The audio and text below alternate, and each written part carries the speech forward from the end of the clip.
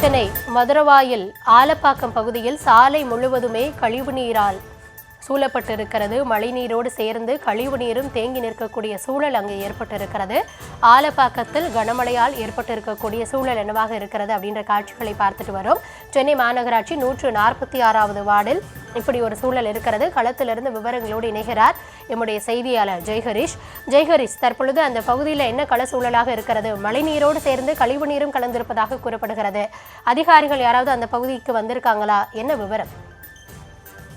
வணக்கம் கௌதமி. டிட்வா புயல் எதிரொலி காரணமாக சென்னை மற்றும் தமிழகத்தின் பல்வேறு பகுதிகளில் இந்த மழை வெள்ளமானது தேங்கியுள்ளது. குறிப்பாக இந்த மதுரை வாயில் ஆலப்பாக்கம் பகுதியில் சென்னை மாநகராட்சிக்கு 146வது வார்டு பகுதியில் கழிவுநீர் கால்வாய் நிரம்பி அதனை மழை நீரும் கலந்து சாலையில் கருப்பு நிறமாக தேங்கியுள்ள நிலையானது ஏற்பட்டுள்ளது.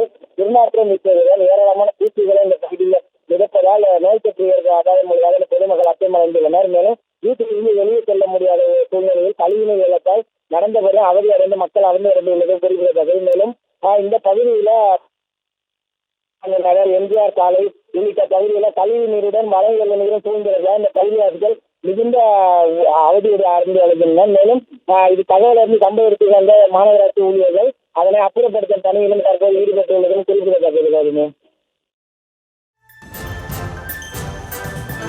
விவரங்களுக்கு நன்றி ஜெய்ஹரிஷ்.